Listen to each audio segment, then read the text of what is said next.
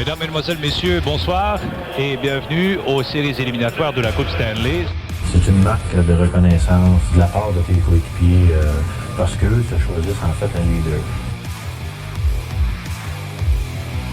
Et le match qui prend fin. Et le Canadien qui gagne la Coupe Stanley. Un des grands retours dans l'histoire du hockey moderne.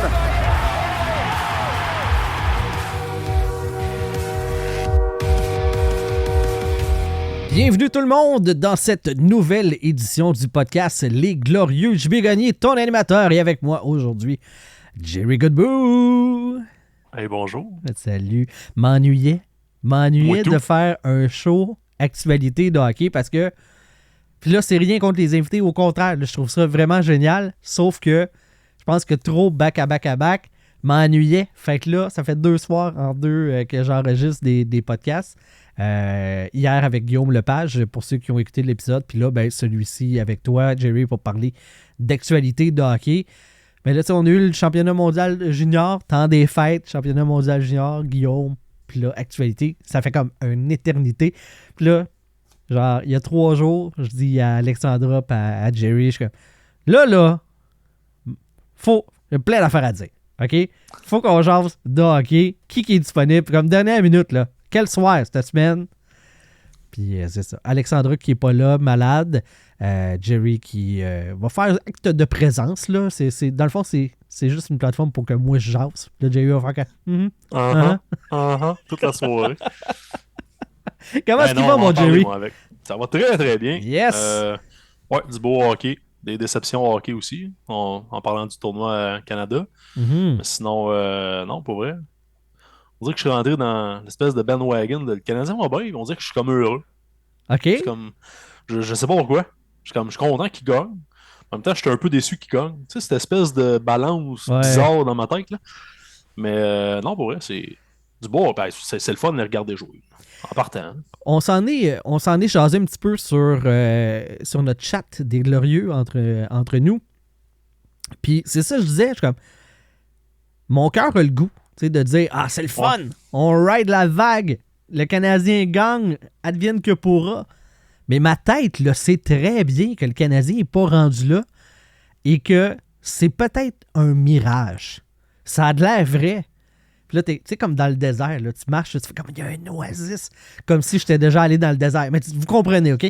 Fait que tu marches la dune, puis là, tu fais comme il y a un oasis en bas, puis il y a fuck all finalement.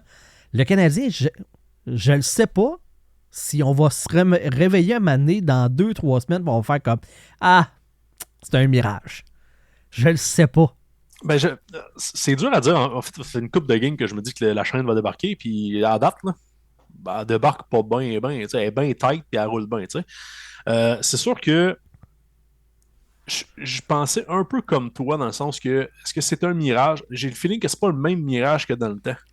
Avant, tu avais le mirage Carey Price. C'était lui qui faussait beaucoup les données. Là, j'ai vraiment le feeling que le club joue différemment. Tu sais, l'espèce de. Il y a vraiment un avant et après. Oui. Il y a comme les 2-3 premiers matchs quand l'aîné est revenu, que t'es comme ils font les mêmes gaffes. C'est le même club sur la glace, mais il y a une coupe de but de plus, fait qu'on s'en sort. Mais il y avait un entrain, il y avait quelque chose. Puis là, dans cette séquence-là, ils sont 7-3 dans les 10 derniers matchs. Le Canadien, d'ailleurs, fiche après 43 games de 22-18-4. 46 points, ils sont toujours 19e dans la Ligue nationale. Je dis toujours. Genre, le dernier show qu'on a fait, quand j'ai updaté, c'est quand il était 28e. Je suis comme, ils ont monté. Mais on sent vraiment que dans les 10 derniers matchs, le Canadien, il y a un déclic quelque part qui s'est fait.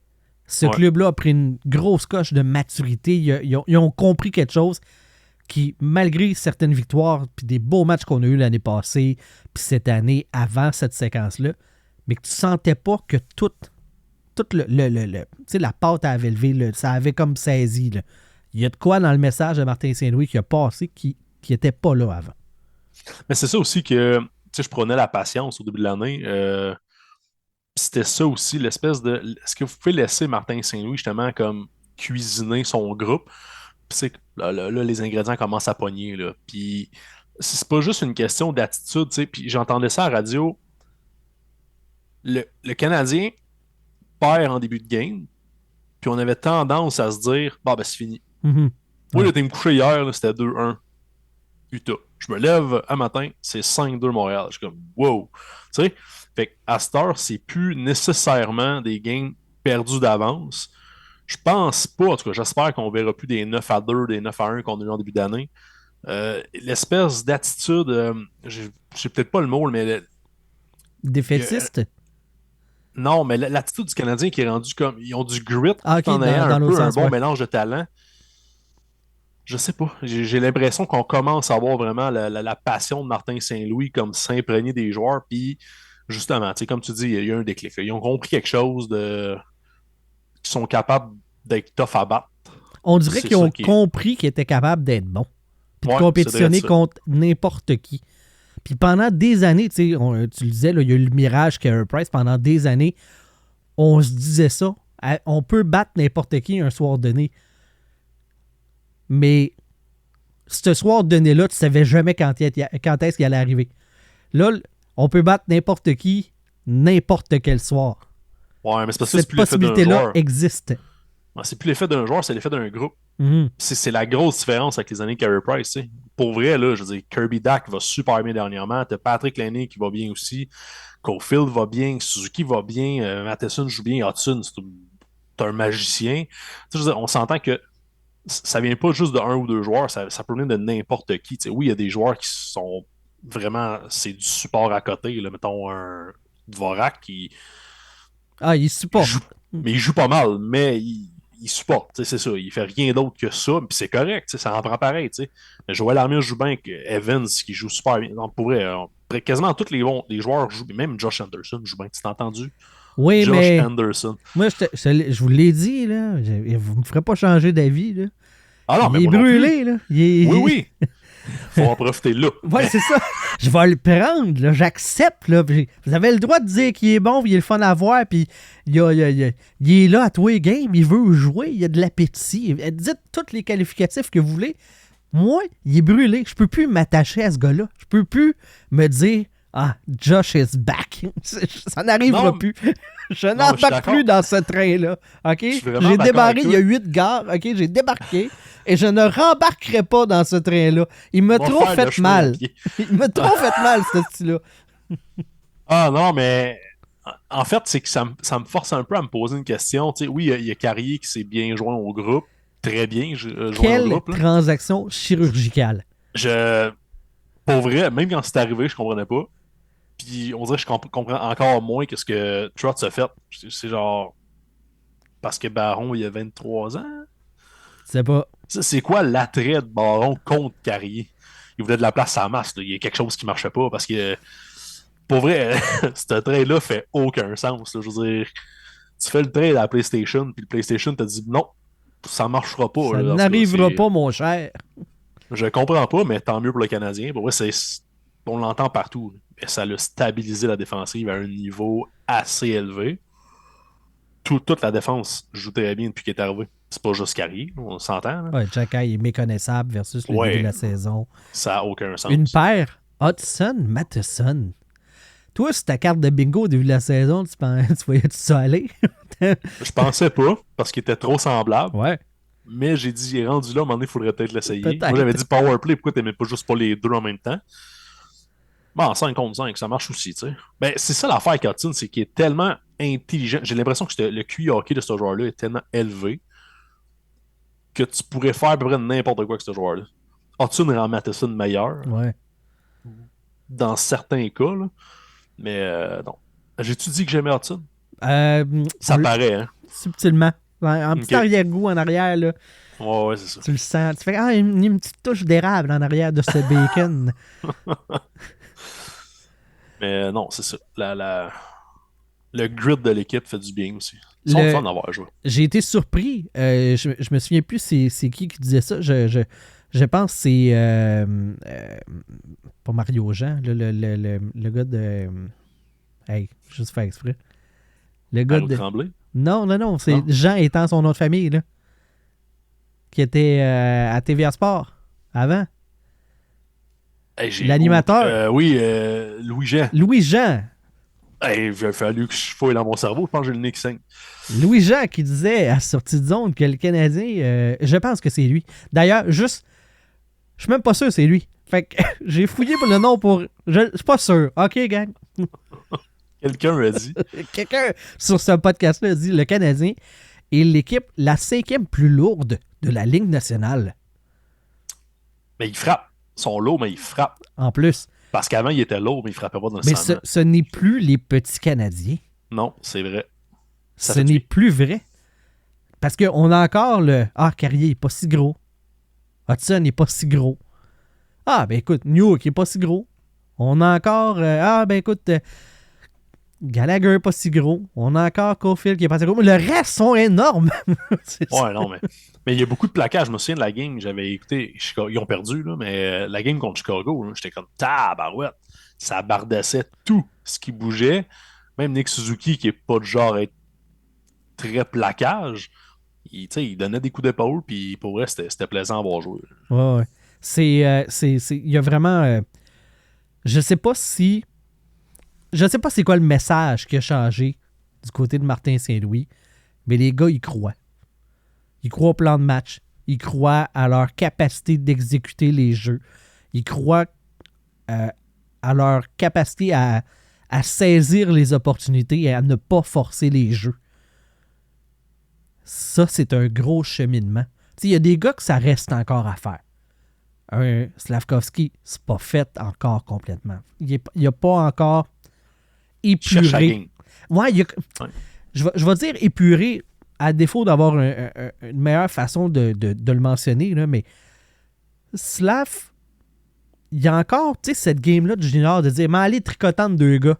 Je vais rentrer dans la zone avec la rondelle, avec la possession, même si il n'y a pas tant de jeux qui s'offrent à moi. » Il a encore ce petit « Ah, je vais faire le beau jeu parce que je suis capable de faire le beau jeu au lieu de faire le jeu efficace qui va l'amener à faire des points. » Il n'a pas encore complètement épuré, mais je sens que c'est quelque chose qui se travaille collectivement chez le Canadien parce que tu en as de moins en moins de ça. De ce flashiness pas nécessaire, à part Hudson, mais Hudson, c'est comme amuse-toi. Ça fait partie de sa game, ça. C'est parce que tu peux pas changer. C'est pas du flashiness, c'est imprégné en lui. Ouais. Mais il ne le force pas non plus. Tu sais, Slav, t'as encore l'impression qu'il force le « Hey, moi, je suis un gars de talent. » Oui, tu vas avoir les occasions si tu te mets en position d'y avoir accès. C'est pas à la ligne bleue, c'est pas à la ligne rouge centrale qu'il faut que tu essaies de déjouer 2 gars. Ça t'amène à rien.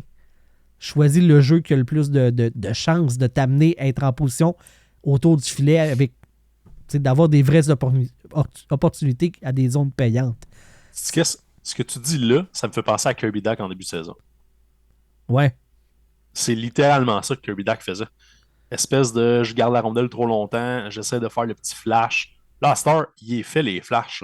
On s'entend que l'entrée de zone avec la passe de Hudson qu'il a faite au dernier match, c'était quand même un peu flashy. Là. Passe entre les deux, va sur le côté, fait une petite feinte pour scorer. Mais ça n'a pas été dur, ça n'a pas été travaillé. C'était juste comme, let's go. C'est comme tu dis, il faut que ça y aille dans... Pas de flashiness, c'est vas-y là. Ouais. Si ça marche, tant mieux. T'sais. Je vais essayer d'y aller dans l'ordre chronologique des sujets, de quand est-ce que ça s'est passé. Puis là, on recule un peu loin, mais il y a eu la semaine passée le bilan de mi-saison de Kent Hughes. Puis il y avait quelques petits trucs que je voulais qu'on revienne par rapport à lui. Puis d'ailleurs, Alexandra qui nous a posé une question qui n'est pas là, mais quand même, elle va participer au show grâce à sa question. On va l'intégrer, ça va s'en venir, Alex. Kent Hughes a mentionné que le plan n'allait pas changer. Je te fais écouter la courte. Je pense pas qu'on va dévier du plan dans le sens que le plan, c'est de construire une équipe qui est capable de compétitionner pour un championnat pour des années. C'est pas à dire quand on a 22 matchs avant le trade deadline, on a beaucoup encore à apprendre. C'est sûr que on est content qu'on joue beaucoup mieux que ce qu'on jouait dans le début de saison, mais on a 40 matchs de jouer, puis on est un match au-dessus de 500. Alors, je veux pas non plus fêter, on n'a rien complet puis on veut voir où est-ce qu'on va dans les prochaines séquencement de deadline, puis on va prendre des décisions en conséquence. Kent Hughes ne sera jamais amuseur public. On va se le dire. Là. Il sera jamais clown dans un party pour enfants. Il a tellement pas ce ton-là. En tout cas, mais les propos sont hyper intéressants. Alexandra nous demandait, tu sais, à la date limite des transactions, est-ce que tu es obligé, si tu es en position d'être un vendeur ou en position d'être un acheteur, d'effectivement acheter ou vendre? Surtout chez une équipe comme le Canadien de Montréal qui est dans une reconstruction. Est-ce que tu es obligé d'appliquer ces principes-là? Puis là, je veux savoir ce que tu en penses, Jerry. Ben moi, j'ai adoré cette question-là. Puis l'affaire que je me dis, c'est pourquoi vendre ou acheter quand ça fonctionne? C'est une réponse vraiment plate, là. Mais dans le sens que présentement, le Canadien joue très bien. Il accumule des victoires. Si ça a été, tu sais, ça a été prouvé par le passé, même en début de saison, autant dans l'été qu'au trade deadline, si tu incorpores trop de nouveaux éléments, qu'est-ce que ça fait? Ça marche pas. Ici, on parle de Nashville, ça n'a pas fonctionné cet été. Ça commence un peu à marcher, mais ça marche pas quand même. C'est pas ils sont pas où ils sont.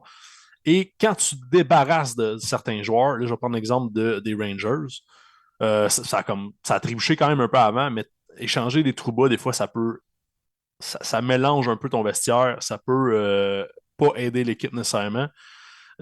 Moi, présentement, à part si tu as des offres hyper excellentes, je parle, mettons, de Dvorak qui finit à la fin de l'année, go, Armia aussi, des affaires de même. Encore là, si tes échanges, à quel point perdent ces gars-là qui sont amis clairement avec d'autres joueurs, puis ils comprennent la game, là. Mais des fois, ça peut casser cette espèce de chimie-là. Je serais très prudent. Puis non, je pense pas que c'est nécessaire. Les étiquettes données comme ça, ces équipes-là, je trouve que des fois, ça sert à rien. T'as une bonne offre, prends-la. Si t'as pas de bonne offre, t'apprends pas. Point. Mais les médias aiment ça. Je veux dire, ça fait un méchant bon choix à TV de dire vendeur puis tout, puis de parler de ça pendant je sais pas combien d'heures. Mais c'est ça. Il n'y a pas d'obligation, on s'entend, de liquider pour liquider. Je pense que Kent Hughes, s'il y a une chose qu'il nous a montré depuis le début de son règne, c'est qu'il établit à l'avance la valeur qu'il estime de ses assets, de ses joueurs. Et il ne va pas en bas de cette valeur-là. Juste donner l'exemple de Jake Allen. On a passé 3 quarts de saison avec 3 gardiens de but la saison dernière parce que pour lui, Jake Allen, c'est un choix de 3e ronde, voire de 2e ronde avec les clauses. Je pense qu'il voulait 2 puis il a fallu qu'il se résigne à avoir un 3 avec des conditions. Mais il n'y avait pas question. À la limite, il serait mort avec le contrat s'il avait fallu, mais il y aurait eu quelque chose. Pour lui, c'est bien important. Il établit une valeur puis il considère son jugement comme étant fiable et pertinent. Donc, il ne descend pas en bas de ce que lui il a établi, ce que vaut son joueur. Par contre, faut que tu aies une évaluation de où est-ce que ces gars-là vont être dans ton plan dans les saisons futures. Tu as parlé de Joël Armia. Il est UFA. S'il n'y a personne qui te donne ton prix puis que tu ne veux pas leur signer, est-ce qu'il faut vraiment que Kent Hughes se limite à dire dans ma tête, c'est un 2, il n'y a personne qui m'offre un 2, je le garde puis il va juste disparaître à la fin de la saison parce que je ne veux pas vraiment leur signer? Je pense que non. Je pense qu'il faut que tu aies cette flexibilité-là dans ton plan, ce que Kent Hughes ne nous a pas montré. Et ça dépend s'il veut signer les gars. Ça dépend, parce que dans les cas d'Armia puis Dvorak, c'est des contrats qui finissent à la fin de l'année. Ouais. Je pense que c'est peut-être plus facile d'être flexible. Je ne sais pas s'il a échangé un joueur vraiment en fin de contrat dans ses dernières transactions. Est-ce qu'il l'a fait de mémoire? Si Jake Allen, il avait du temps encore sur son contrat. Je pense pas qu'il ait déjà échangé un joueur en fin de contrat. Donc là, c'est plus possible de vouloir attendre parce qu'il y avait Toffoli. Toffoli l'a échangé. Mais c'était pas une fin de contrat. Non. Il est encore sur le même contrat du Canadien en ce moment. Il s'est juste fait échanger 72 fois, il me semble. Où il a fini puis il a signé cet été. Ça, c'était un peu flou dans ma tête. Là. Monahan, c'est pour ça. Il finissait, Monahan. Ouais, mais Monahan, il a eu pour un choix. Il a quand même eu Ouais. un choix de première Oh, ronde. il a eu son prix, en effet. Fait que, tu sais, c'est pour ça que. Puis, tu sais, je sais pas, je suis pas Kent Hughes. J'aimerais ça parce que tu m'aurais en entrevue, ça serait vraiment nice. Mais Ah ouais, dans, Kent. dans le sens que. Je sais pas, moi, si Joël Armia, dans sa tête, Kent Hughes se dit hey, tu sais quoi, l'année prochaine, 1 an, 1,5 ou 2 millions. Je le sais pas. Si il Faut pense que que tu le aies gars eu ces fit, discussions-là avant. peut-être. Est-ce qu'il les a? J'espère. Je sais pas. Tu sais, là, il y a Evans qui est beaucoup dans les rumeurs en ce moment parce que lui aussi finit à la fin de l'année et qu'il a une bonne saison. On va revenir à Evans. C'est un cas assez Ouais, particulier. c'est ça, je pensais, mais je sais pas. Mais tu sais, comme un Josh Anderson, est-ce qu'il peut se permettre de se dire mais sais-tu quoi, je vais attendre parce que son contrat, je le perds pas à la fin de l'année. À moins qu'ils veulent vraiment s'en débarrasser. C'est ça, l'affaire, c'est qu'on n'est pas Kent Hughes. C'est dur de savoir comment il pense, mais effectivement, il a l'air pas très flexible dans ce qu'il pense. Mais est-ce que c'est ce qu'il veut qu'on voit? Je sais pas. Peut-être. Tu sais, c'est parce que tu m'as amené le fait que tantôt tu disais, tu sais, change pas quelque chose qui fonctionne bien. Tu sais, ça fonctionne bien. Sauf que la réalité, c'est que cette saison-ci, même si c'est pas un mirage, reste que t'es pas supposé de gagner. Fait que est-ce que tu vas garder un Dvorak, un Armia que tu veux pas re-signer, s'ils veulent pas les re-signer, bien sûr. Là. Tout ce qu'on va dire là, dans les prochains, c'est mettons qu'ils veulent pas les re-signer, OK? Parce que je le dirai pas à tous les fois, là, maintenant, ça va être lourd. Oh, On va mettre ça au clair, OK? Mettons qu'ils veulent pas les re-signer. S'ils veulent pas les re-signer, tu sais, oui, ça va bien le Canadien, mais si la saison prochaine, tu te ramasses avec des trous, t'as rien eu pour Dvorak et Armia, tes pairs cet été, ça va t'avoir donné quoi? Ça va t'avoir donné une satisfaction à court terme d'avoir généré 2-3 victoires de plus?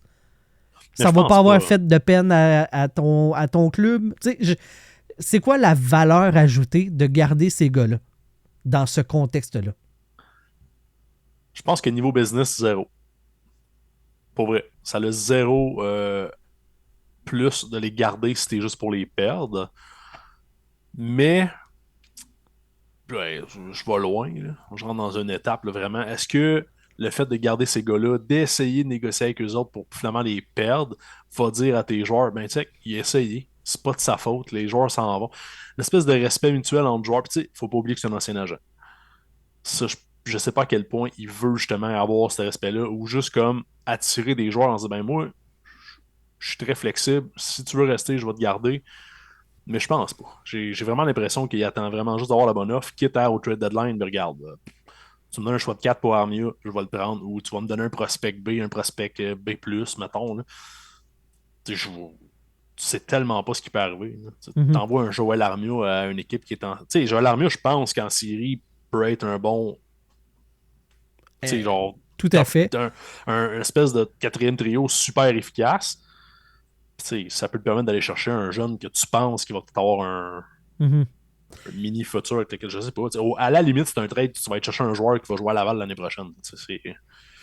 Moi, là, si le Canadien en Joël Armia va chercher un gars de style Heinemann, qui était un espoir B, que tu dis on espère qu'il va bien se développer, mais c'est clairement pas un espoir sur lequel tu vas baser ton club, mais qui va être éventuellement un complément intéressant. Moi, je le fais. Même si Joël Armia, en ce moment, cette saison, à 5 contre 5, il y a 0.5 buts par tranche de 60 minutes qui sont inscrits contre lui. Il faut que tu sois fort là, défensivement. Là. À chaque 60 minutes de jeu de Joël Armia, à 5 contre 5, il se marque pas un but complet. La moitié d'un but. Evans aussi, ça l'aide. Là, oui, mais quand même, le trio est solide. Ce trio-là est performant. Mais si t'es pour te taper le nez à 3 points des séries parce que t'es as gardés, ben t'es as perdus pour rien si t'es re-signes pas. Les échanger, tu vas peut-être pas te taper le nez à 3 points des séries. Puis là, je dis 3, là, mais tu vas peut-être plus finir à 6, 7 points des séries, donc un meilleur choix de première ronde. Aussi, il y a tout ce calcul-là. Affaiblir ton club, ça améliore ton choix au repêchage. Le Canadien s'enligne pour repêcher quelque chose comme, je pense que c'est 13 et 16 en ce moment-là, avec son choix puis le choix de Calgary. Fait au lieu de 13, ça va peut-être être 10. La qualité d'espoir peut être plus intéressante. Il y a une différence quand même sur les opportunités de talent que tu peux aller chercher au repêchage. Plus tu descends, plus tu repêches tôt. Ça, c'est sûr. À moins que tu es encore chanceux et qu'il y a des joueurs qui reculent, comme un Cole Caulfield qui est sorti 15e. Tu sais, genre, Lane Hudson, c'est un choix de deuxième ronde, puis c'est un fin de deuxième ronde. Ça n'a aucun sens. Ouais. Fait que en même temps, rendu là, on dirait que je sais plus quoi penser de la draft. On dirait que ça n'a plus de sens. Mais bref.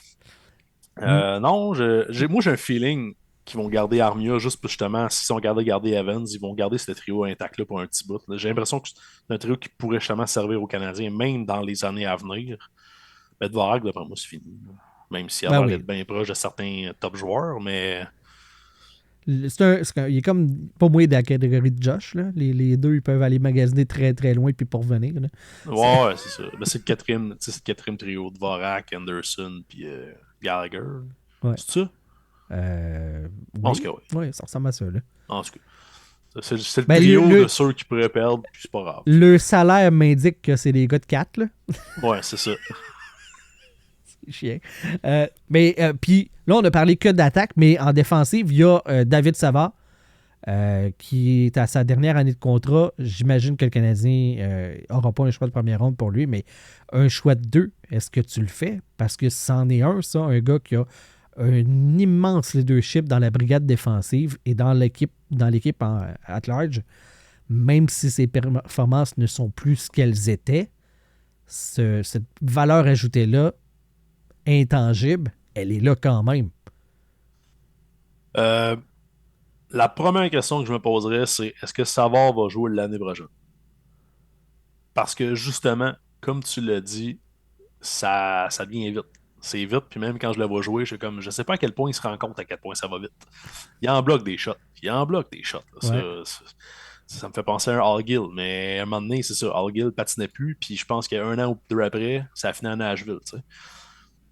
Est-ce qu'ils vont vouloir leur signer pour une saison? Est-ce qu'il va prendre sa retraite cette année? C'est l'espèce de discussion qu'on connaît pas si ça a déjà eu lieu. Moi, s'il prend sa retraite, je le garde. Puis directement à la fin de l'année, je le nomme. Il est sûr que ce gars-là va faire partie du Canadien quelque part dans l'organigramme. Il a 34 ans. Je peux pas croire qu'il va prendre sa retraite. Il va jouer jusqu'à 36, 37 facile dans des rôles plus limités éventuellement, là, mais il va continuer à jouer. Là. C'est pas comme s'il avait fait des méga salaires en plus dans sa carrière. Je crois qu'il va continuer à jouer. Est-ce qu'il va vraiment échanger un gros contrat à la fin de l'année? Ah, ben non, mais il reste que des 1,2 millions, 2,3, tu sais, ici et là, ça existe encore, là, pour ce genre de catégorie de joueurs-là. C'est sûr. Mais sinon, je l'échangerais. De toute façon, c'est un échange que tu fais exactement à une équipe qui est en quête à la Coupe Stanley. Oui. Puis d'un, t'aides le gars, ça va pour ça. Puis de deux, je veux dire, c'est les équipes qui vont vouloir avoir un Savard. T'sais. Si tu as eu un choix de 2, je pense, ou un choix de 3 pour Edmundson. Moi, je pense que tu vas avoir un choix de 2. Là. C'est ça. Je pense que tu peux à peu près avoir la même affaire. Tu vas avoir un choix de fin de deuxième ronde. C'est pas mauvais, là. Effectivement. Puis même si ça serait un prospect B, je le ferais pareil. Parce que là, le Canadien commence à avoir pas mal de choix aussi. Là. Ben oui, puis ils peuvent cibler des gars qui sont dans des profils qui manquent. Là. Des joueurs de centre plus défensifs, ça manque.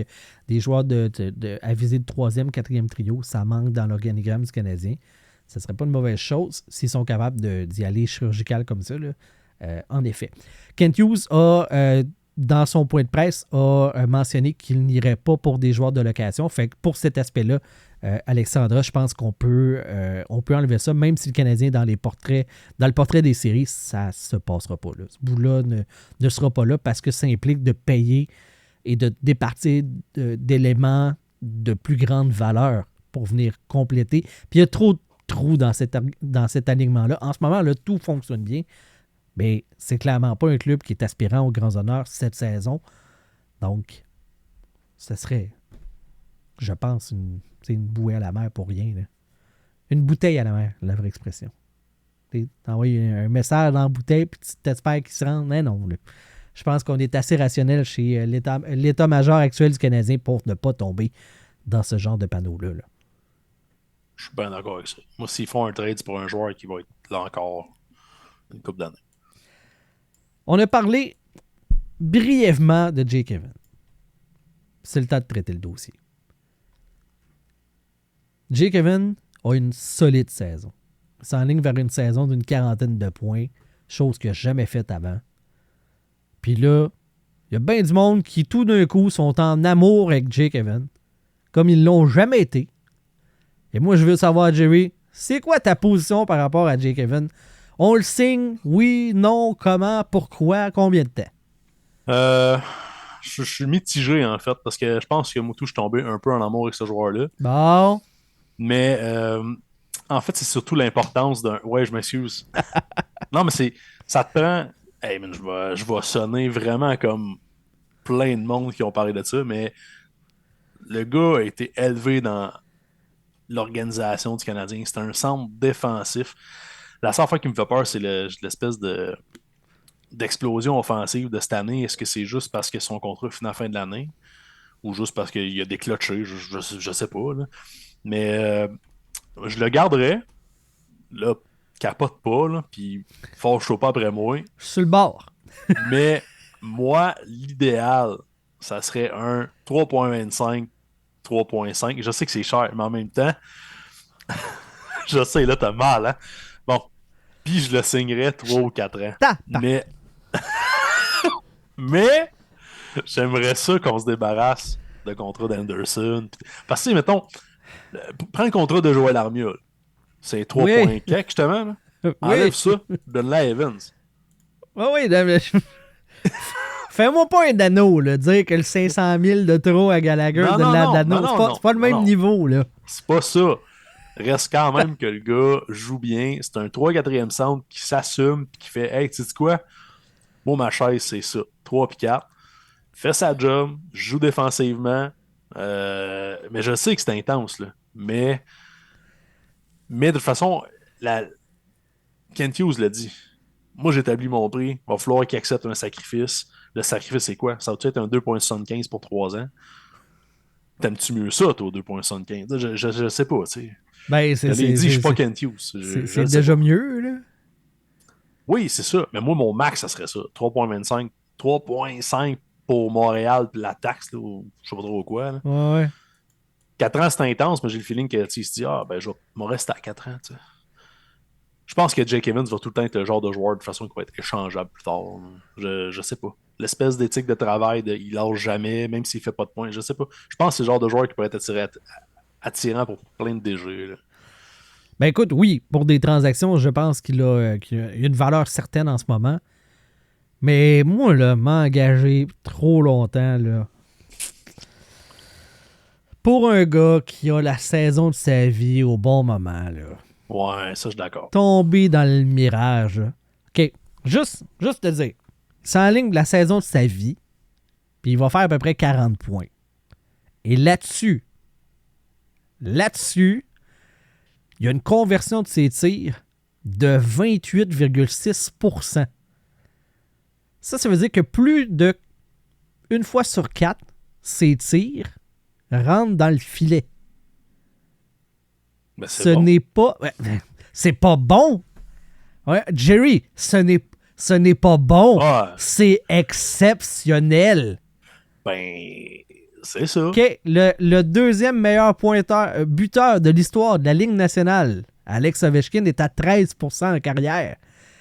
Jake Evans, en ce moment, est à un microscopique 28,6%.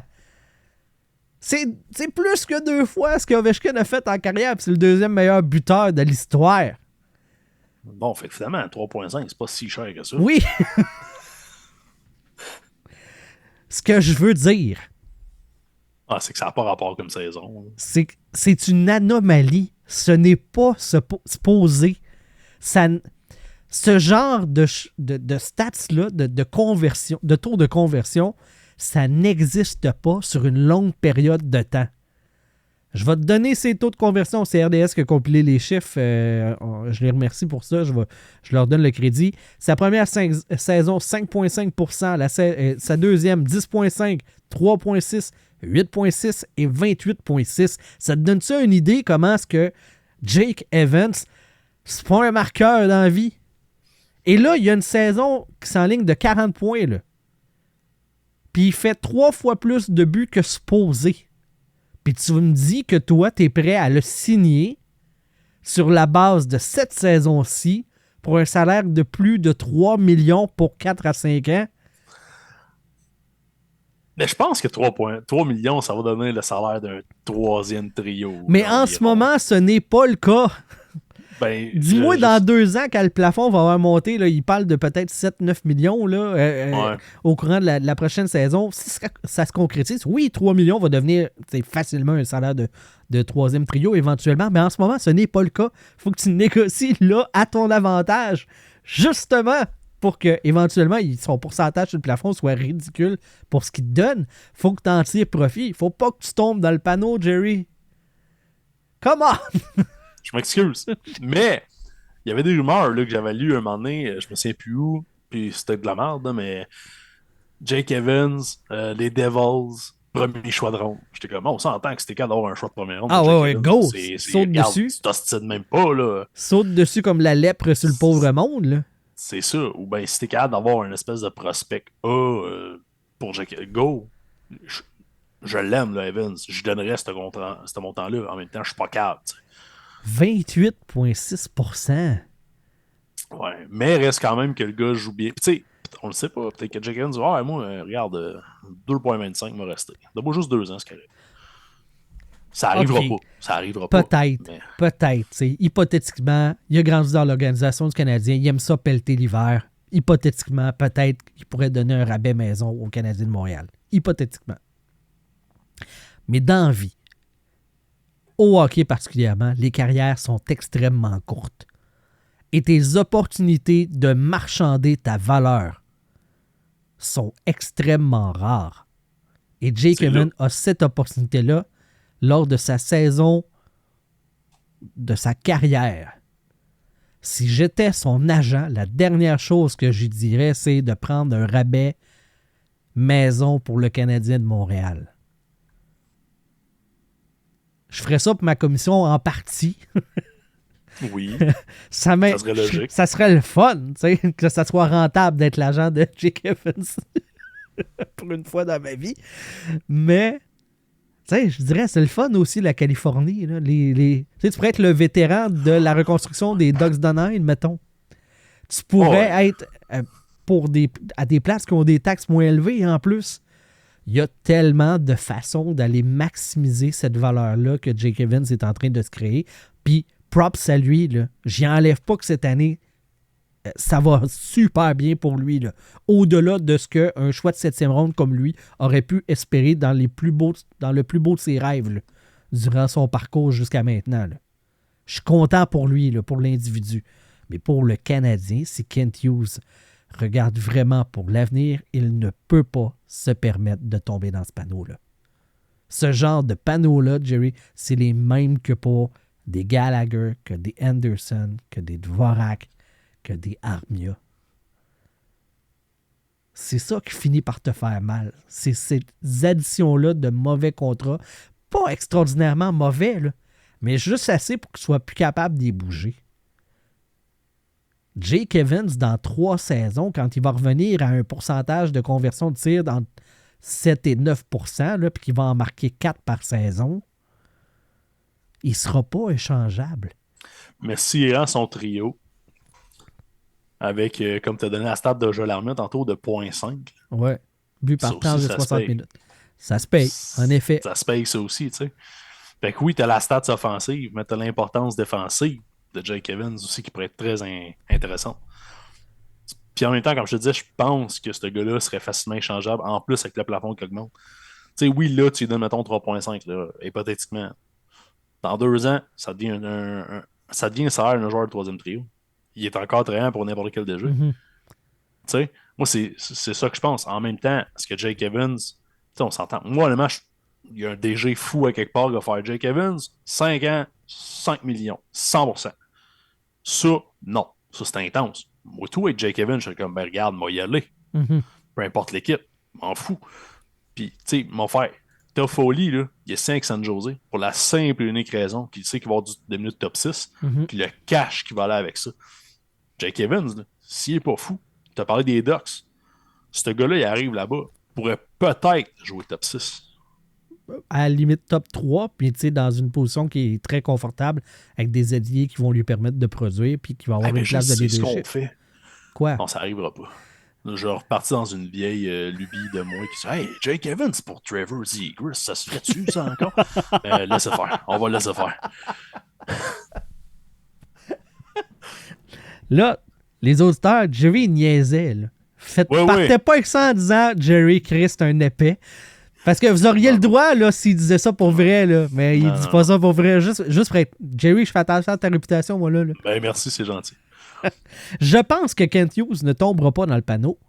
Et j'ai un bon indice pour ça. Depuis qu'on est ici, le nombre de nos joueurs qui ont vécu des périodes difficiles, que ce soit Josh Anderson, on parle de Jake Evans en 2022-23, je pense, qui avait 4 buts en 57 games.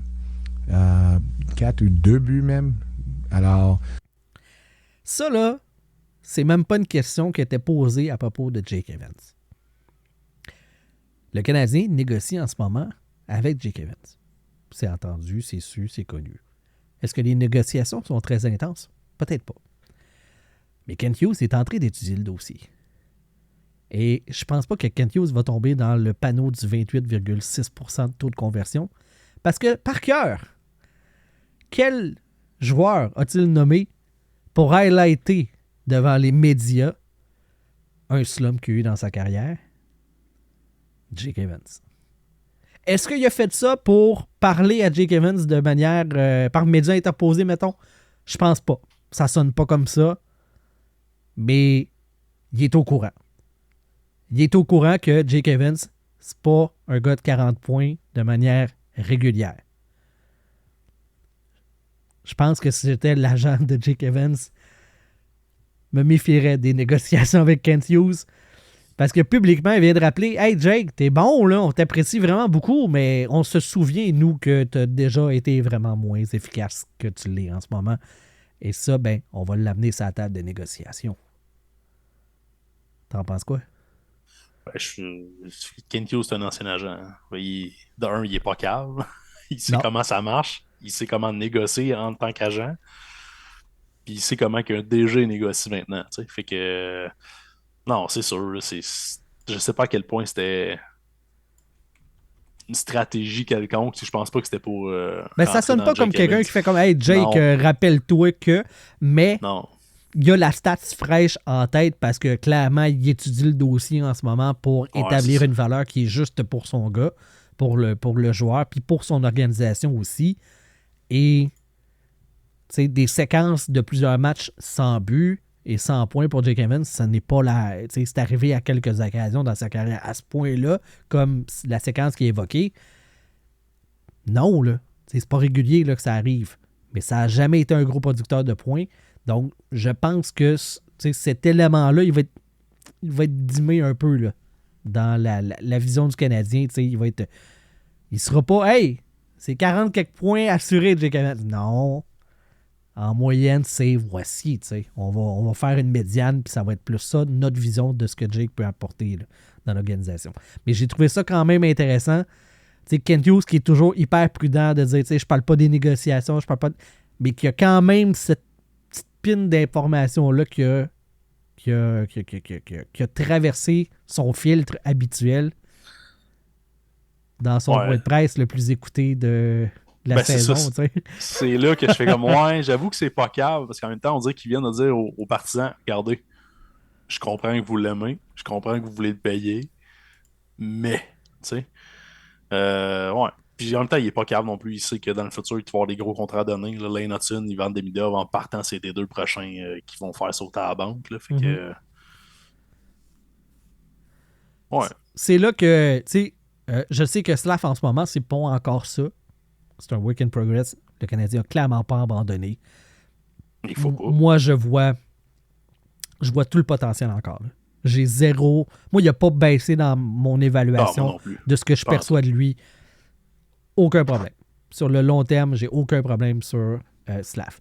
Sauf que c'est là que ça devient intéressant de l'avoir signé à 7,6 sous la valeur pourcentage de cap et le montant réel sous les Caulfield et les Suzuki, parce que c'est ce genre de contrat-là éventuellement qui vont te donner la marge de manœuvre pour signer les Demidov et les Hudson, parce que Hudson, avec l'augmentation massive du plafond salarial qui s'en vient, il va coûter cher. Là. D'après moi, il va coûter plus cher que Suzuki. C'est l'année prochaine, ça. Ouais. Fait que le cap, il va déjà avoir monté. Ouais. Ils peuvent pas le signer avant, tu sais. Ils peuvent pas. Mais, mais c'est là qu'on voit que je sais que Brûlé, tu sais, la stratégie de Brûlé, la première année de contrat des joueurs américains, là, des universités, les amener jouer un match ou deux en fin de saison là, pour brûler une année de contrat, c'est parfois un problème. Tu sais, il y a des gars que c'est pas avantageux de l'avoir fait finalement. Tu voulais juste garder le contrôle sur eux autres. Mais sur Hudson, c'était avantageux parce que si ça avait été 3 ans, imagine le plafond dans 3 ans, ce qui aurait été pour leur signer à ce moment-là, ça aurait été encore plus élevé. Déjà que ça va être élevé. Tu t'attends quoi, toi, comme contrat? Ouais, ben moi, ça va être 8 ans en partant. Je pense qu'ils hésiteront même pas. Est-ce qu'ils vont aller comme Goulet, peut-être? Je sais pas. Goulet, je pense que c'est 5 ou 6. Là. C'est 5 ans, Goulet, si je me trompe pas. Ouais, 5 ans. Bon, c'est Ouais. ça. Mais Goulet, en même temps, il est blessé. Ouais, c'est 5 ans, 5,5 Goulet. Ouais, c'est ça. Mais tu sais, moi, Hudson, regarde, je capote peut-être, là, je sais pas, j'en ai déjà parlé, mais moi, Lane Hudson, si ça continue de même, il va s'établir comme un joueur de franchise à Montréal, là, puis très facilement. Je pense qu'un 8 ans pour un gars comme lui, qui est ton numéro 1 à la défensive, là, c'est le salaire, là, je sais pas, j'ai l'impression que j'exagère, mais je pense qu'il va dépasser Suzuki. J'ai le feeling qu'il va dépasser Suzuki. Je pense que oui. C'est minimum 8 millions. Je pense que c'est minimum 8 millions. Même si c'est pas un 9,5 pour 8 ans. Ouais. Si Kent Hughes est capable de le signer à 8, ses skills de négociation sont encore largement meilleurs que ce que je pensais. Ouais. Mais ça va être gros. Fou, surtout si tu regardes Rasmus Dahlin qui est signé à 11 millions, je pense, à Buffalo. Est-ce que c'est incomparable? Je ne le sais pas, mais ses premières saisons à Dahlin, c'était quand même quelque chose. Oui, c'est le capitaine de l'équipe, c'est clairement genre la pierre angulaire de l'équipe, mais attends. 11 millions. C'est aussi pour le garder à Buffalo. Ouais, mais il y a ça aussi, là. Il y a la surprime de hey, ouais. C'est cool Buffalo, hein? Ouais. Ouais, pas tant. OK. On va te donner un petit peu d'argent de plus. Quand même, je pense que moi, 9,5 millions, je suis à l'aise amplement. Même s'il faut qu'il tire ça à 10 millions, là. Regarde, c'est correct. M'en fous. Faut que Lane Hudson reste le plus longtemps possible à Montréal. J'ai hâte de voir. Vraiment, c'est un dossier que j'ai hâte de voir le dénouement parce que c'est pas un faux spécial. Non. C'est pas un gars c'est 40 matchs puis il va redescendre sur terre. J'ai l'impression, puis il y a beaucoup de gens qui semblent avoir la même vision que moi, j'ai l'impression qu'on a effleuré que la surface de ce qu'il peut donner.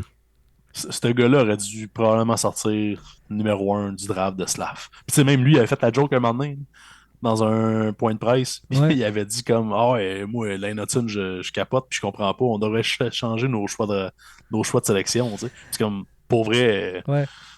C'est ça. J'écoutais Simon Boisvert dans Processus, puis pour lui, c'est 1-2 avec Coulé. T'sais. Ouais. Ah, il y a son gros mea culpa, là, qui était comme. Non, il joue comme. C'est un Quinn Hughes. Ce gars-là va être dans le top, il est déjà dans le top là, cette année. 35 points. Ça, c'est. Je pense que c'est 3 ou 4 points devant Celebrini. Je pense qu'ils en ont 30 des points, les deux. 30, 31, quoi dans le genre. Mais même là, c'est des attaquants, c'est un défenseur. Ouais. En partant, ça. Gars, arrêtez la course là. le trophée Calder, gravez son nom tout de suite. Ça va être... Vous allez économiser sur Mais le prix. À la fin de l'année, le gars qui grave ses trophées, c'est clair qu'il monte ses prix. C'est comme les compagnies de déménagement là, proche du 1er juillet. Là, ils grimpent le prix. Grave tout de suite, tu vas économiser. Fais ça là. On va tout sauver une coupe de piastres. Mais je sais pas. Ça, je vais pas encore là parce que des fois, tu sais pas ce qui peut arriver. Là. Tu sais, le Brini peut te péter une fin de saison ou Mitchkov. Ah ouais, puis T'sais, Lane tu peut sais se pas. blesser. Puis tu sais, il peut arriver mille affaires, mais McDavid l'a pas gagné. De Calder. Crosby non plus. Tu sais. Ah ouais, Oui, je ben sais, c'est ça. je sais. Fait que c'est pour ça que je te dis, moi, je vais pas là. Tu sais, Moi, je vais mettre un 5 sur Heinemann. Il va clutcher tout le Non. monde après son Non. 3-4 semaines d'absence. non, lui, il s'est fait clutcher dedans. Ah ouais, il s'est fait clutcher. Non, ça, c'est weird en tabarouette, ça, comme duel. Là. Ouais, ouais. Mais bref. Mais je suis content qu'on sache que c'était finalement pas une calèche. C'est Ouais. c'est fait, là. C'est avoué, c'est une voiture. D'ailleurs, Martin Saint-Louis. Puis il se blesse en marchant sur la rue, c'est bizarre, tu sais. Mais ça a l'air que l'auto était totalisée. L'auto était totalisée. Ça- Ah, c'est donc bien C'est parfait. Alexandra qui nous disait dans notre conversation que tu sais, totalize, c'est comme perte totale en anglais pour Ouais. les assurances. Moi, je savais même pas. Totaliser. C'est ça. C'est une traduction. Là. C'est très, très direct, hein? Mot pour mot. C'est drôle. Non, c'est vraiment, en tout cas. Ouais, totaliser. Ah, excuse-moi. Puis il se blesse en marchant sur la rue, c'est bizarre, tu sais. Mais ça a l'air que l'auto était totalisée. Elle était totalisée. M'excuse, Martin, mais il avait pas de choix. Bon, Mais ça devrait être l'extrait qui passe après chaque gros plaquage dans la Ligue ouais, nationale. il s'est fait totaliser. Ah, il va C'est faire ça. une pub avec ça éventuellement. Peut-être. Dans mon lit. Il y a quelque chose à faire. Faut que tu prennes la chaise. La game dans ta game. Faut que tu voles la chaise, puis il s'est fait totaliser. Voici des classiques de Martin Saint-Louis. Ouais. Non, Heinemann, c'est dommage pour lui qui avait une excellente saison. Mais pour revenir au Calder, joke à part, là, cette course-là est à 3, voire à 2 avec Celebrini. Puis, tu sais, Lane Hudson, il va être candidat, là. T'sais, il va être dans la course là, jusqu'au bout, là. Comme tu dis, c'est le top 3. Il y en a qui mettent Dustin Wolf là-dedans, là, mais genre, je pense pas. Là. J'ai le feeling que ça va être une. C'est le hype des 3 noms qui vont être là jusqu'à la fin. C'est les Brini, Mitchkov, parce que c'est Mitchkov. Uh-huh. Puis tu vas avoir Hudson parce qu'il enflamme. Je veux dire, tu vas sur des Reddit de d'autres équipes là, que quand les Canadiens jouent contre eux autres. Là. Puis le monde capote. Là. C'est. Hudson, il enflamme pas juste les fans de Montréal, il enflamme les fans de Ouais. hockey. C'est ça qui est nice. Uh-huh. On a ce genre de joueurs-là à Montréal.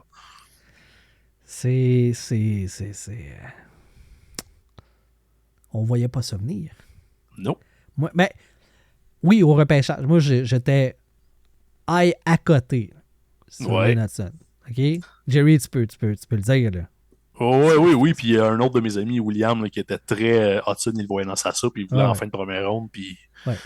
c'est ça. Fait que c'est Moi, pas. c'était Je fort, là. suis pas dans le hype là, dans le hype train là tout d'un coup là. Depuis non, qu'il a non. été repêché, là, puis même avant. Mais de voir que ça se concrétise, puis de voir que, Vite. hey, puis j'ai un peu ce feeling là avec Demidov. Puis on l'avait aussi avec Caulfield, mais tu sais de dire, tu sais moi j'ai 37 ans. T'es un petit peu plus jeune que moi là, mais ça fait longtemps. En fait, dans mes souvenirs, je n'ai jamais vu le Canadien avoir un alignement que je me dis, ah, pour 3, 4, 5 saisons, ils vont être écœurants. Ils vont tellement être bons. Puis c'est à cause de lui. Ouais. Caulfield, hein, j'étais comme, ah ouais, lui, il va en marquer des buts. Là, t'as la taille, t'as des petits bémols, tu te dis, ah, il va en marquer. Tu sais, on l'a vu vite, ça va se passer. Il va en marquer des buts, pas de trouble. C'est le fun. On va vivre la carrière de Cole Caulfield à Montréal. C'est le fun, tu sais. Demidov, hey, tu vois les jeux, le but, c'est un spinorama contre 2 défenseurs qui a marqué il y a hier ou avant-hier. C'est incroyable. Hey, on va avoir la chance de voir ce gars-là, sa carrière à Montréal. Les partisans, on est chanceux. Hudson, combien de tours de magie il va nous faire d'en face à tous les soirs? On est chanceux. Ça fait longtemps que je me suis pas dit ça. De voir un gars qui arrive dans l'alignement, lui, il va changer quelque chose. C'est Subban. Subban, quand il est rentré en playoff contre Boston, ça fait qu'il est spécial, lui. Puis là, il était dans les médias, il était flamboyant. Il y avait quelque chose de spécial avec Subban. Mais là, Subban, il y avait des détracteurs. Il y a du monde qui ne l'aimait pas. Il était trop flamboyant. Toi, tu vois-tu beaucoup de monde qui font « Hey, Caufield, ben trop flamboyant. » Tu vois-tu ça? Moi, je vois pas ça. Non. Je vois pas ça. Sauf quand il a mordu à quelques questions. Ouais. Pour prendre les propos, là, mais... Un peu, là, mais quand beaucoup même. moins. Tu sais, beaucoup moins que Subban. Il attachait ses lacets, puis le monde fait pas peindre ça. Il portait une casquette, puis le monde n'aimait pas ça. Hey, il y a sa marque à lui, puis pas la marque du club. Hey! Parle-moi pas là-dessus. Mais tu vois pas ça avec des gars comme Hudson. Tu vois pas ça avec Caufield. Puis tu le sens que leur carrière va avoir un impact sur le Canadien de Montréal. Ça fait longtemps. Puis je suis content pour les partisans. Je suis content moi-même. Moi, je suis un gars assez mitigé. J'aime le Canadien parce que c'est l'équipe avec laquelle j'ai grandi. Même si quand j'étais plus jeune, c'était les Nordiques. Mais le Canadien, c'est celle avec qui j'ai grandi. Mais moi, je regarde des games de n'importe qui, puis ça me dérange pas. Là, moi, une game des Sharks, je vais avoir autant de fun qu'une game du Canadien. Là. Ça me dérange pas. Là. Puis s'ils perdent, c'est correct aussi. Là. Ça ne m'arrache pas des larmes de voir le Canadien perdre. Là. Mais de voir des gars spéciaux comme ça, tu te dis, à tous les soirs qu'il y a une game de hockey du club local, ils vont être là. Ça, c'est spécial. Ça, c'est le fun. Je suis vraiment content. Je suis content qu'on ait cette chance-là. Puis je suis content en plus que ce que je dis depuis 15 ans, de faire une reconstruction, les gens peuvent acheter le processus pour avoir du fun à travers de ça. Le Canadien ne fera pas les séries cette année, pas mal sûr. Y a-t-il beaucoup de monde qui se plaignent en ce moment? Quand ça va bien, là, c'est le fun, hein? Parce qu'on se dit, hey, check ça dans 2 ans, dans 3 ans, dans 4 ans, ça va être incroyable. Ça va être fou. OK, ça a parti raide, là. Mais là, c'est le fun en tabarnak. Puis ça risque d'être le fun bien des saisons de même. Tu sais, des stretches comme on a là, le 7-3 qu'on a eu dernièrement là, du Canadien, là, des saisons que le Canadien va être aspirant, là, si tout va bien, là, près d'en avoir 3-4. Tu pars ta saison au club de golf, nous autres, là, l'année dernière, c'était en finale de conférence. Cette année, il faut aller plus loin. C'est ça l'objectif. Pas, on va faire les séries, on verra, là. Non. Hey, faire série, tout est possible. Non! Je veux que ça soit une déception que le Canadien n'ait pas fait le carré d'as. Je veux que, éventuellement, le barème de dire « Hey, c'est une bonne saison ou pas une bonne saison », ça soit ça. Je veux que les attentes collectivement, ça soit de ce genre-là.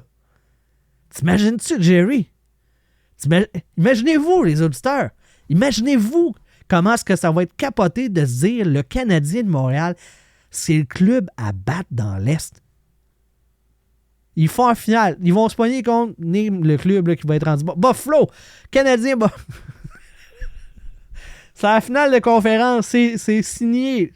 Il reste 82 games à préparer pour être là. OK? Mais ça va se faire. Imagine-toi! Ça va être capoté. Si tout se passe bien, si la reconstruction va comme ça s'enligne, ça pourrait être ça, être un partisan du Canadien de Montréal.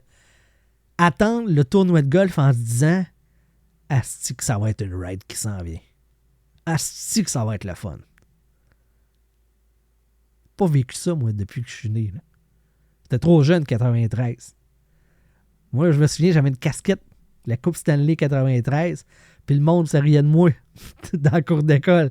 Ça a pourri le Canadien. Et Chris, il y en a eu des saisons où est-ce qu'il était pourri, puis bon, quand tu commences à jouer au golf, on est au mois de novembre. Tu sais, sont-ils éliminés des séries?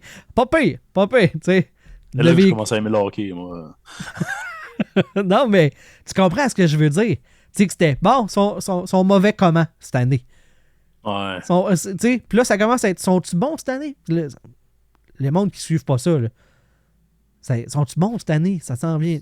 Tu veux que ce soit une certitude. Ouais. Tu veux que le monde fasse « Hey, moi, je n'écoute pas le hockey, mais je sais que les Canadiens sont solides. » Tu veux que les Canadiens rentrent au tournoi de golf avec le couteau dans les dents. Je dis « Hey, tu sais quoi, cette année, c'est la Coupe Stanley. » Hey, gang. Arrêtez vos questions, Coupe Stanley. Ouais. C'est... Là, les autres, là, les 30, on va dire 36 autres clubs là, de la Ligue, parce qu'il y a des expansions tous les années, esti.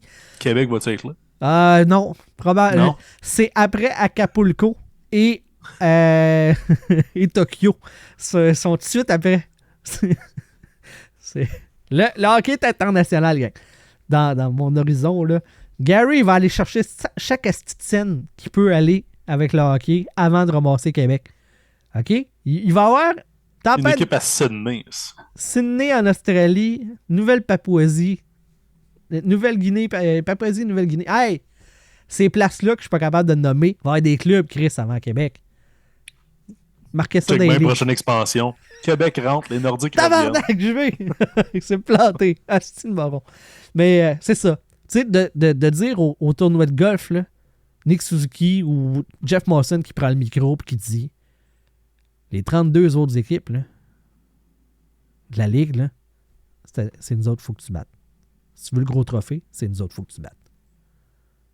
Si tu veux le gros trophée, il faut que tu nous passes sur le corps. Des frissons. Ça me fait capoter. Ça me fait capoter et ce n'est pas avec un contrat de 5 ans à plus de 3 millions à Jake Evans que tu vas avoir ça, Jerry. 4, pas 5. Là. Mais non, pour vrai, non, c'est beau. T'es-tu vendu assez de rêve, mon Ah, Jerry? ouais. Tu m'as eu. Je t'ai eu, Imagine hein? Fowler, Demidov qui revient, qu'un Hudson qui va dire ah non, c'est. Ça va être quelque chose. Puis là, tu sais, on a effleuré ça un peu tantôt, tu sais. Le Canadien joue trop bien pour avoir un haut choix au repêchage cette année. Comme je te disais, tu sais, mon cœur m'a dit c'est le fun là, mais ça va peut-être nuire à plus tard. Mais ma tête, tu sais, elle dit hey, ce serait plus le fun plus tard, plus longtemps, tu sais. Ça nous prendrait un gros choix au repêchage. Là, il est trop tard. Le Canadien a trop gagné pour aller chercher le gros choix au repêchage. Fait qu'il faut au moins maximiser les actifs que tu as entre les mains que tu vas pouvoir échanger. Si tu peux pas les re-signer, Kent, échange-les. Presse le citron maximum, va chercher ce que tu peux. Le club est pas fini de bâtir. Là. On est encore dans la phase de construction. On fera du polissage, hein? Éventuellement. On va aller... Hey, il nous manque un ailier gauche de 3e trio. OK, c'est ce gars-là qu'on vise sur le marché du UFA. Éventuellement, on va pouvoir dire ah, il manque un défenseur droitier de 3e duo. On va le chercher. Hey, il nous manque un backup. On va le chercher. C'est ça les compléments qui nous manquent. En ce moment, si tu veux gagner la coupe, il faut aller chercher 2 joueurs vedettes. Ça marche pas. Tu peux pas faire ça. Déroge pas du plan. Échange qui t'as de disponible à échanger. Déroge pas du plan. Il nous l'a dit. Gang, soyez patients. C'est le fun, là, les victoires. Mais espérez pas plus pour là. Espérez pas 2e, 3e ronde en série. Ça se passera pas, là. Puis, si Evans y part, là, faites pas ah non! Bon, encore perdu un autre. On fait rien que se renouveler, rien que des gens. Tu peux pas en avoir trop. Moi, là, la phrase, là, ils vont manquer de contrat pour tous les signer, les espoirs. Ils se rendent jamais toutes, les espoirs. OK? Jordan Harris, il est plus là. Il est plus là. Pourquoi? Parce que tu avais tellement d'espoir que tu veux te dire, lui, il passera pas à la coupe. La coupure est au-dessus de lui. Il passera pas. Jayden Struble, là, je vous avertis tout de suite, ça se peut qu'il se fasse couper éventuellement. Là. C'est le prochain. T'en as des de même. T'en as des, tu sais. Logan Mailloux, j'ai encore espoir que ça va passer, mais t'en as des gars de même qui vont passer le coup près, tu sais. Ils seront pas à la hauteur. C'est correct. Parce que tu as eu assez de talent pour pouvoir te permettre de les échanger. Tu as eu assez de talent pour te dire Jordan Harris, t'es fin, là. T'es très intelligent, t'es un gars brillant, un être humain exceptionnel, mais ça, à glace, il y a mieux que toi. Puis on va devoir faire de la place pour cette option-là. Ciao, mon chum. On va aller chercher quelque chose en retour. On va chercher Patrick Laine, mettons. Puis un choix de 2. Un choix de 2. Tombez pas en amour avec les gars. Si vous êtes en amour avec Jake Evans en ce moment, là, vous allez vous faire mal, peut-être. Peut-être. Peut-être que non, là. Peut-être que oui. J'espère qu'il y a personne qui est en amour avec Joël Armia. Si, ouais. Jake Evans, je peux comprendre. Mais pas Joël Armia, là. Fait assez longtemps qu'il est à Montréal puis qu'on se dit qu'on le paye trop puis qu'il est rien que bon dans les coins pour pas qu'on tombe dans le panneau, là. Dis-moi pas, Jerry, que tu veux leur signer pour un autre contrat de 3 ans à 3 non, pas en tout. Non, mais mon top 3 de gars qui part, moi, c'est Armia, Dvorak, les deux plus faciles à échanger selon moi, puis Anderson. Ouais, Anderson, va falloir que tu payes. T'es pogné avec. Oui, peut-être, là, mais t'as un choix de 2 de Columbus. Ouais. On pourrait mettre ça avec. Mais non, je sais pas. Mais là, on dit que tu me dis ça, là. Ouais. Puis on dit que je suis en train de me demander, est-ce qu'ils vont signer Patrick Laine l'année prochaine? Ben, moi, je trouve qu'il fit très bien. Il a 26 ans. Moi aussi. Mais... C'est quoi le mais, là? Non, mais c'est plus une question de... Je me demande, s'il continue de même, là, il va coûter combien? Je le signe, moi, tout. Là. Patrick Laine, je l'adore. Là, depuis Winnipeg, je l'adore. Mais... Ben, il a 26 ans, premièrement. Il a juste un an de plus vieux que Nick Suzuki, là. Oui, c'est ça. Fait mais s'il signe pour Suzuki, le même contrat que Suzuki, ce qui arrivera probablement pas, go for it. C'est dans 10 millions, tu le signes-tu? Ben non, mais attends. Oui, je sais, là. Je vais vite, là. Attends. Il y a cette année et l'année prochaine comme contrat. Oui, je sais. Les 2 saisons, ça va hyper bien. Ils donneront l'argent qu'ils méritent. Ah ouais, vite de même. Non, mais je veux dire, là, tu me dis 10 millions, puis on n'est pas sûr qu'il va jouer les 2 saisons au rythme qu'il joue en ce moment, là. On n'est pas sûr. Ce problème-là, je te le dis, on va traverser le pont quand on va être arrivé, OK? Là? Surtout avec Patrick Laine, qui n'a jamais été le gars le plus constant dans sa carrière, qui a eu des blessures, puis il y a eu des problèmes, puis il y a eu 1001 affaires. Je l'adore, moi aussi, là. Ça presse pas, là. Ça presse vraiment pas. Mais oui, on peut la signer. On verra le prix. Rendu là. On va te poser la question l'année prochaine. C'est bon. Je suis brûlé. Hudson, il est ben trop bon. Ceci étant dit, Deminov, il est vraiment trop bon. Match des étoiles de la Ligue de la KHL. Oui, après avoir... Tony DeAngelo. Ah ouais, c'est DeAngelo qui remplace. Parce qu'il est contrat parti terminé. du cas. Ouais. C'est weird. Tony DeAngelo, qui est un être humain... je vais finir ma phrase comme ça. Trouvez les qualificatifs qui vous conviennent à vous. Mais il aurait eu un élément positif dans sa vie dans les derniers 6 mois, c'est de vanter Ivan Demidov à tour de bras sur X. Ça, on va le prendre. Ce bout-là, on va le prendre. Le reste, à vous de voir. À vous de juger. Fait que je vais m'ennuyer de ce porte-parole, ce vendeur de rêve de. On va en avoir un autre. Ouais, on va en avoir un autre. Mais c'est ça. Demidov, moi, ce qui m'étonne, c'est que. Je sais pas c'est comment. Je connais pas la KHL tant que ça, là. Mais ça doit pas être commun des gars de 4e trio qui vont matcher les étoiles. Dans la Ligue nationale, ça part John Scott, là. Il n'y en a pas beaucoup qui vont matcher les étoiles comme gars de 4e trio. C'est comme si t'enverrais Jake Evans au match des étoiles. Puis encore. Non, mais dans le sens que. Puis là, c'est pas envers Deminov le rent, c'est envers Roman Rothenberg, son entraîneur.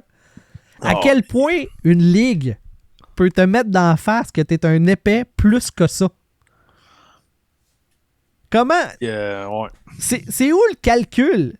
Dans la vie, où est-ce que tu te dis, lui, il mérite pas de jouer dans mon club, 4e trio, par parcimonie étant un mot faible pour qualifier l'utilisation de Demidov par Roman Rothenberg avant la visite du Canadien de Montréal. Parce que là, ça va mieux. Là. Mais c'était incroyable. Benché à tour de rôle, des périodes complètes pas jouées.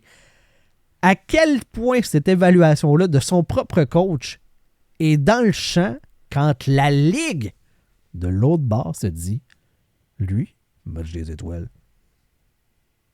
Lui, là, match des étoiles. Ah ouais. Ouais, mais je pense que c'est plus compliqué que ça, en fait. Là, C'est quoi qui est plus compliqué? l'espèce de non, il re-signe pas, il veut pas signer, il veut rien savoir. Ils font genre, ben ouais, mais tu vas manger de la. Puis, j'avais pas lu à quelque part que Roman Rottenberg est très impliqué au niveau de. De la politique? Ah oui. Ok, Oui, non, mais pas ça, mais au niveau du DG de l'équipe, genre. Ah, Si c'est pas lui le DG aussi, tu sais. Fait que je sais pas à quel point il fait genre, ouais, tu refuses mes contrats. c'est un check gars de ben, business avant, puis c'est Ouais, capulté c'est ça. là pour comme un power trip de moi je vais y aller, je connais ça, le hockey, il connaît pas ça. Là, il connaît pas. La seule affaire que je pourrais peut-être être un peu d'accord avec Roman Rottenberg, c'est que je donnerais pas genre son statut de prince là, tout de suite, mais il est super bon, là, c'est pas ça le problème. Quel statut de prince?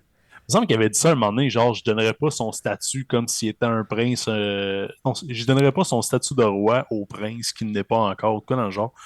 C'est donc bien beau comme phrase pour un Ouais, épais. c'est Non, c'est mais moi qui l'ai inventé finalement. Mais c'est pas, C'est moi. c'est Non, pas c'est- toi que je traite d'épais, mais tu sais, Roman Non, Rottenberg, Non, mais je plus me dans le sens permets, que là. il veut pas genre l'encenser trop rapidement. Ce que je peux comprendre, mais tu sais, le gars fait juste te prouver qu'il est fort. Puis même, comme tu dis, la KHL fait juste genre, hey, Roman, il est vraiment bon Demidov. On le met dans le match des étoiles. Mais je sais pas, là. C'est spécial, la KHL. Là. C'est spécial. Ouais. La méthode de vouloir. Je sais pas. C'est une gestion bizarre un peu. Moi, je comprendrai jamais de tu veux pas signer avec nous autres, t'es vraiment bon, ben on va te clouer au banc, ça va te donner le goût de te re-signer. Ouais, c'est vrai que c'est cave. C'est vraiment. Ça n'a aucun sens. Non, mais regarde, tu vas voir. Moi, il me Ici, semble que ça c'est serait vraiment ça, le je vais te fun. donner minute top 6, let's go. Tu vas avoir full de jeux ici. Non. 12 minutes, ça à 4. Signe. Ah ouais. En tout cas, c'est n'importe quoi. Enchaîne-toi pour 8 ans. Ah ouais! Tu sais, je En comprends tout cas. pas. Je comprends pas. Ah, la bonne nouvelle, c'est qu'on va le voir l'année prochaine dans l'uniforme du Canadien de Montréal. Oh my gosh! Oh my gosh. J'ai tellement hâte. Moi aussi. J'ai Vraiment tellement hâte. J'ai tellement hâte. Ah, OK. Eric Engels, hier matin, dans un article, qui a mentionné que si Mikko Rantanen, attaquant de puissance et excellent de l'Avalanche du Colorado, si celui-ci allait sur le marché des joueurs autonomes, le Canadien se devait d'aller all-in pour le signer. À combien de pourcentage tu es d'accord avec les propos de Rick Engels? Et en supplément, explique donc pourquoi. C'est. J'avais là quelque part qu'il voulait 14 millions. Ouais, mettons. Cette J'adore hésitation Rantanen. en dit Ben, vraiment beaucoup. L'affaire, c'est que j'ai jamais vu Rantanen jouer sans McKinnon. Il l'a peut-être déjà fait, un peu. Mais, je sais pas. Oui, je le signerais. J'aimerais ça. Mais on dirait que 14 millions, ça me fait peur un peu, mettons. Il va vouloir 7 ans. Le gars, il est pas calme. Il va vouloir 7 ans. Je sais pas, il a quel âge. Il a quoi, il a 26? Peut-être même plus vieux. Je te donne des bonnes questions. Oh, let's go. Taos. Mais j'ai le feeling que s'il est trop vieux, 7 ans, c'est intense. 14 millions. Il y a 28. Ouais. Ça devient. C'est pas si vieux, mais ça devient vieux quand même. T'sais. Ça 14 vient vieux millions, vite, dans le sens Ouais. que tu sais, la fin de son contrat est dans longtemps. Et dans vieux, mettons. Le monde était pas certain d'un 14 millions pour Leon Draisaitl. Je sais pas à quel point 14 millions pour Rantanen, ça vaudrait ça. Tu sais, je pense qu'à 10-11 millions, peut-être. Puis encore là, on dirait que je le dis parce que c'est sûrement ce qu'il va être aller chercher minimalement. Mais ça reste un joueur élite. Là. Je veux dire, ça reste un joueur élite. Mais moi, honnêtement, là, j'ai de la misère, mais là, je ne décroche pas d'un joueur. Okay? Moi, c'est Nicolas Hilaire ce que j'irais chercher. Okay? Il a à peu près à même âge, 28 ans. Il va te coûter vraiment moins cher. Hein? Ben, Aussi, en plus. Mais vraiment. ben, je pense. Diminue-le 2,5 vraiment pour probablement. moins Ouais, cher. C'est ça. Mais je sais pas. 14 millions en Rantanen, je trouve ça trop J'hésite. J'ai Mais toujours pour être eu fort. l'impression, puis tu sais, je le regarde quand même de plus loin que certains autres joueurs, là. Mais Mikko Rantanen, je n'ai jamais eu l'impression que c'est lui qui était qui allait prendre les rênes du club, Ouais. qui allait traîner son équipe dans les moments plus difficiles. J'ai l'impression que c'est pas une locomotive, c'est un wagon, ce gars-là. Un excellent wagon avec des petits diamants, puis des affaires, des belles pentures shiny, là. Mais je sais Faut pas. que- J'ai ce Faut que ce soit doute-là. accroché à la locomotive McKinnon. C'est mon impression. Moi, j'ai le feeling que c'est ça. Tu sais, c'est pas comme un Draisaitl parce qu'il pouvait pas jouer avec McDavid puis il était solide. Les deux ensemble, c'est magique, là, mais je sais pas. Ou un Malkin que quand Crosby n'est pas là, c'est là Ouais. qui chaînait le plus, des choses comme ça. Ouais. Je n'ai pas ce feeling-là du côté de Rantanen. Mais je peux me tromper, là, comme je dis, c'est pas l'équipe que je regarde le plus. Là. Parce que c'est tard, bâtard. Les C'est games vrai du que les Colorado. games dans l'Ouest sont tard. Tabarnak. C'est le fun quand ils jouent contre Montréal, par exemple, parce que tu peux regarder où une équipe de l'Est, là, mettons Ottawa, ça fait de même, mais c'est vrai. Si un jour dans ma vie, je déménage pour habiter quelque part, genre Vancouver, ce sera une des raisons. Pouvoir voir toutes des games dans l'après-midi qui se passent dans l'Est, puis finir ça, pépère une game de semaine. Ça, à 7 h le soir, là, ça finit à 9, 9 et demi, là, gros max. Puis tu fais comme, J'avoue. j'ai encore du temps pour gosser sur des patentes, tu sais, pour vivre ma Gosser. vie encore, puis j'ai tout vu le hockey qu'il y avait disponible. Ça, là-dessus, j'envie les gens qui habitent dans l'Ouest. Ouais. Mettons pas ceux à Los Angeles right now, mais joke de feu. Fait que je m'excuse. Ah!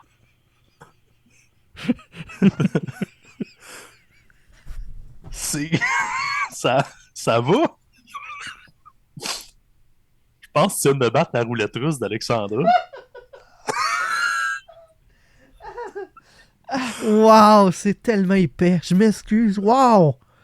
Oh my gosh. Ah, c'est... Ouais. JB s'excuse. OK. Faut repartir ça, hein? C'est toi qui as eu le sujet, mec. Ah, je suis fatigué. OK. Ouf. Oh my gosh. Asti que je me suis fait rire là-dessus. Je m'excuse, gang. C'est... J'ai comme allumé. Fait que... OK. J'avais un dernier sujet que je voulais parler. Ouf, ça va être tough. Je voulais qu'on parle de Vatrano, qui a signé un contrat avec du salaire différé.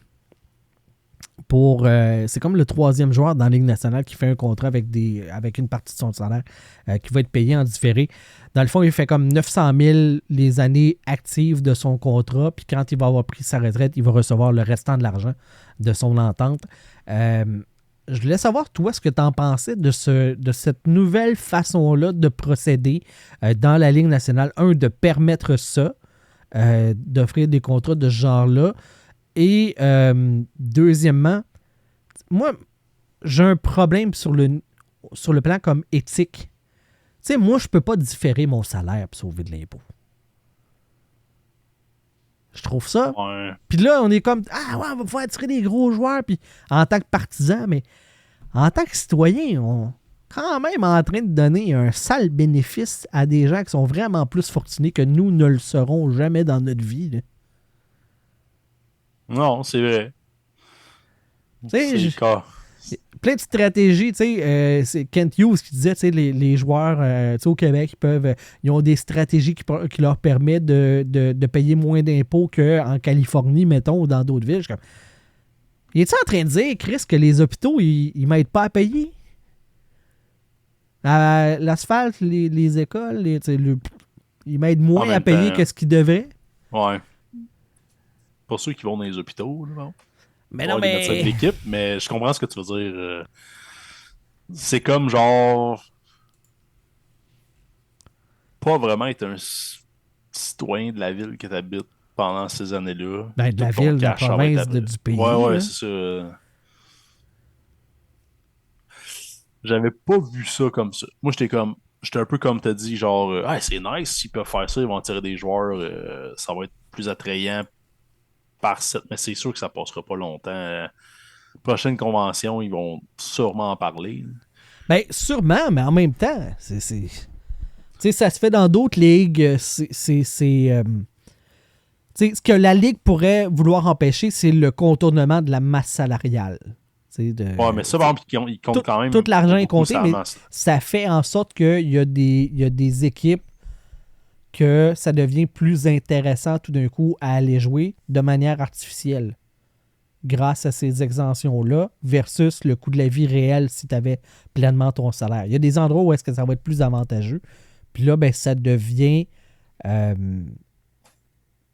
peu comme anti-compétition. C'est plus les mêmes règles du jeu pour tout le monde. J'ai une question vite de même. Ouais. Si ce contrat-là est échangeable à la fin, Ouais. qui paye l'argent après la retraite? Je ne le sais pas.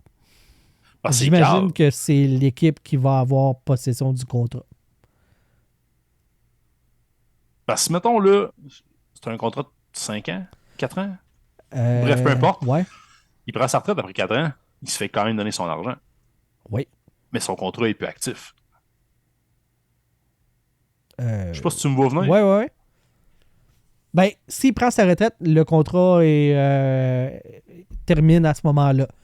Fait que dans le fond, il y a de admettons. l'argent pareil. Oui, non, je comprends, mais je veux dire, admettons, là, c'est un contrat de 3 ans. OK? Il ne prendra pas sa retraite, ça n'arrivera pas, mais hypothétiquement. Mettons qu'il joue cette année puis il prend sa retraite.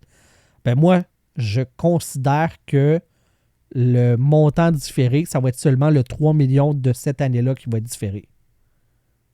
Au lieu que ce soit, parce qu'il y a 9 millions de dollars qui sont différés, 3 millions par saison. Fait que, dans le fond, c'est 9 millions qui sont étalés, eux, plus tard, au moment de sa retraite. Fait que c'est comme si tu mettais en banque à chaque année, là, à chaque paye, tu mets un pourcentage de ton salaire en banque, puis cet argent-là t'est redonné à la fin. Donc, si tu as fait un tiers de tes années, ben, il y a seulement un tiers de l'argent que tu vas recevoir de manière différée à la fin. C'est pas comme un bonus, dans le fond. Le bonus, c'est payé le 1er juillet. Non, exact, c'est l'équipe l'inverse. qui acquiert le contrat. Okay, ouais. Fait que c'est 100% de l'équipe qui acquiert le contrat qui va payer cet argent-là de manière différée. Mais oui, admettons, là, les Coyotes de l'Arizona ne sont plus dans la Ligue nationale, mais admettons qu'il aurait été encore là, ben, un gars comme Vatrano, ben, il n'aurait pas été intéressant pour une équipe comme ça, parce que c'est de l'argent réel qu'il faut que tu payes. C'est pas de l'argent payé par les assurances, mettons. Je ne pense pas que les assurances paieraient un salaire différé. Ça, les équipes vont le couvrir pour vrai, là. C'est là, ton je salaire. pense peut-être trop, là. Ouais. Anaheim, ils l'ont 2 ans. Ouais. Ces 2 années-là, différées, c'est eux autres qui les payent. Je pense la que oui. 3e année, mettons, qui arrive à Montréal, ouais. c'est Montréal qui paye dans l'année. Ouais. C'est spécial. Ben, j'imagine que l'argent, mettons, au 1er juillet, il est mis dans un compte en fiducie, puis elle va juste sortir du compte graduellement au moment du déclenchement de la retraite. Mais fait que l'argent est là protégé. J'aimerais vraiment avoir plus de... Oui, parce que l'argent est protégé, ça je comprends. Mais imagine que... Parce que j'avais lu quelque part que c'est parce qu'il allait peut-être... C'est un Canadien, là, qui allait... Je pense qu'il est Canadien. Non, il est américain. Il est américain? Massachusetts, ouais. OK, tu penses qu'il quand il allait prendre l'argent, où est-ce qu'il allait déménager à sa retraite, il allait avoir moins de taxes? Exact. Mais c'est... Je comprends pas. Je suis pas notaire. Non. Je suis pas fiscaliste non plus. Mais il me semble que... Si vous avez des gens qui travaillent en fiscalité et des choses comme ça qui s'y connaissent, ça serait un excellent sujet d'épisode. Oui, les contrats de la Ligue nationale. Ouais. Pour vrai, oui. Ça serait hyper intéressant. Honnêtement, je me note ça. Je vais essayer de faire des recherches, voir si je trouve pas des gens. J'aimerais vraiment beaucoup ça. Je vais contacter... je vais essayer de faire des contacts. Parce que pour vrai, je trouve que c'est tellement différent. Tu sais, genre les contrats de Vatrano, les contrats front-loadés, que je pense que c'est plus vraiment utilisé, là, mais... Beaucoup moins, il y a une limitation là, sur les pourcentages du salaire. Là. Sur la variation, en fait, d'une année à l'autre, là, que tu peux... Tu sais, l'espèce de... les games à l'extérieur peuvent être payés. En tout cas, c'est... En fait, j'aimerais ça. J'avais déjà lu un document qui était de l'État français, mais qui donnait quand même des bonnes indications. Le salaire dans la Ligue nationale n'est pas un salaire comme si tu travaillais toujours, admettons que tu travailles pour le Canadien de Montréal, que tu travailles toujours à Montréal. Ce n'est pas comme ça. Le hockey, les sports professionnels, c'est construit comme des prestations. Comme si tu faisais un spectacle. Okay? Ouais. C'est un peu ça. Ben, c'est effectivement tout à fait ça. Donc, ton salaire est imposé selon les jours de ton calendrier que tu vas passer dans ta saison. Fait que, admettons que tu es du 1er au 15 à Montréal d'un mois, puis du 15 au 30, du 16 au 30 ailleurs, ben tes taxes, tes impôts seront à Montréal pour 50% de ton mois, puis le reste, ça va être aux endroits où est-ce que tu vas être. Où est-ce que tu vas? C'est les matchs. En fait, non, c'est même pas les matchs, c'est les entraînements aussi. Là. Tous ces éléments-là, ce sont des activités professionnelles qui sont couvertes. C'est tout fragmenté. Non? C'est tout fragmenté selon l'endroit où est-ce que ça s'est passé. Donc, admettons que le Canadien a un voyage. Je vais dire n'importe quoi, dans l'Ouest. Okay? Il joue à Calgary et à Vancouver. Il y a 3 jours entre les 2 games. Exagérons, OK? Il y a une game le lundi, puis l'autre, c'est le samedi. OK? Ils ont vraiment quand même une semaine de break. Ben, c'est plus avantageux, possiblement, dépendamment, là, soit de rester où est-ce qu'ils sont en voyage ou de te redéplacer à Montréal pour faire les entraînements sur le plan fiscal pour les joueurs. C'est hypothétique, là. On s'entend. Là. Ils ne calculent pas de même, là, mais il pourrait y avoir des choses comme ça, de dire, hey, l'entraînement, théoriquement, là, on pourrait dire, on joue à Buffalo, mais l'entraînement, on va le faire du côté de Toronto parce que c'est moins cher d'impôts. Genre. Ils font pas ça, là, parce que les douanes, blablabla. Mais tu sais, théoriquement, tu pourrais faire des affaires comme ça pour jouer avec les impôts. Ils le font pas, là, parce que c'est bien plus compliqué que ce que tu sauverais. Mais chaque lieu où est-ce que tu fais une prestation de service en tant qu'employé, c'est là où est-ce que tu es imposé. Fait qu'au final, ton comptable, il travaille en tabarnak. Parce que chacun de tes prestations de service, je dis prestation, mais c'est peut-être pas, probablement pas ça le terme, là, mais ça explique bien, là, ça image bien le truc. Là. Mais dépendamment où est-ce que tu es, ben, ton taux d'imposition, il est de cet endroit-là. Donc, un joueur du Canadien de Montréal n'est pas taxé à hauteur des taxes, des impôts du Québec pour toute la saison. Il est, selon ses jours passés au Canada, les gars, ils retournent dans leur pays à l'entre-saison. Fait qu'ils ont des jours qui comptent pas. Prestation de service, où est-ce que tu es? Fait que ça va être éparpillé. T'sais. Les 41 games de la saison sont éparpillés au niveau fiscal. Selon où est-ce que ça se passe. Voilà. Après ça, dans le détail... J'espère que tu vas voir qu'il y a de ça serait vraiment cool. J'aimerais vraiment... je me suis pris une note. Ça serait vraiment, vraiment très, très cool. Tout ça pour dire que moi, je trouve que je reviens à Vatrano puis au contrat différé. La raison première, c'est justement de sauver de l'argent pour l'individu. Puis je comprends, là. Si moi, j'avais l'occasion de sauver de l'impôt puis que ça serait légal, blablabla, je le ferais, là. Ça, je comprends ça. C'est plus le fait que les partisans, les équipes se disent « Ah, on va pouvoir utiliser ça. » Puis qu'en tant que société, on se bat « Hein? Il y a une gang de millionnaires qui essayent juste de pas participer à l'effort collectif. » J'ai beaucoup de misère avec ça. Même si on le sait très bien que on a tous déjà entendu parler les comptables créatifs. Là. On a tous déjà entendu parler, puis tu sais, Donald Trump qui paye 750 $ d'impôts par année, même s'il est milliardaire. Là. C'est sûr. Là. Il a déposé ses rapports d'impôts la première fois qu'il s'est présenté à la présidence. Il l'a pas refait depuis, d'ailleurs. Si je me trompe pas, mais... Tout ça pour dire que c'est pas normal que Donald Trump paye moins d'impôts qu'une infirmière aux États-Unis, mettons. Mais c'est légal. Il connaît son comptable. Ses comptables sont très créatifs.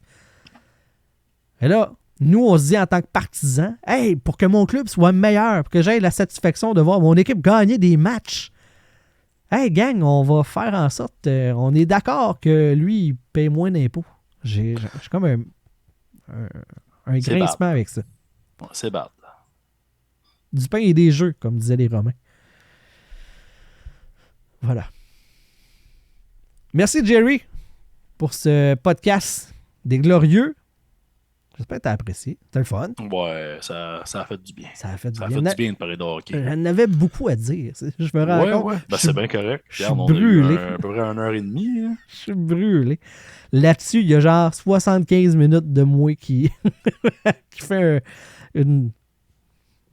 Je me suis penché de bonheur sur le futur du Canadien. J'ai hâte de vivre ça. Je suis pas sûr qu'il y ait une couple de monde qui ont eu des frissons. Moi, j'en ai eu. Ah ouais? Tu m'as donné du rêve. Ça fait du bien, ça. Tant mieux. Si je te fais rêver, mon Jerry, moi, je suis content. Merci tout le monde. Merci les auditeurs d'avoir été au rendez-vous pour ce podcast des Glorieux.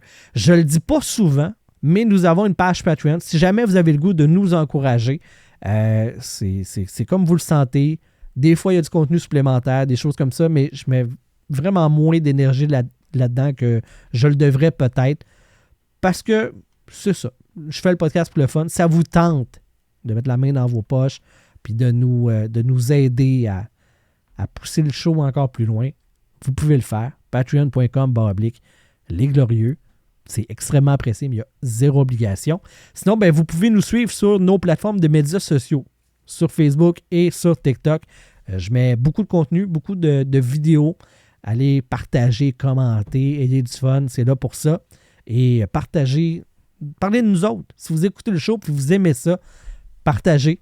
Dites, hey, c'est bon le podcast Les Glorieux. Dites à vos amis qui trippent sur le hockey, hey, il y a ce podcast-là, ça fait pas longtemps, mais il y a du monde cool, vraiment, en entrevue. Ils font un show qui est le fun à écouter. Ça va être énormément apprécié. Et on vous dit, Jerry et moi, bonne journée et à la prochaine. Bye bye tout le monde!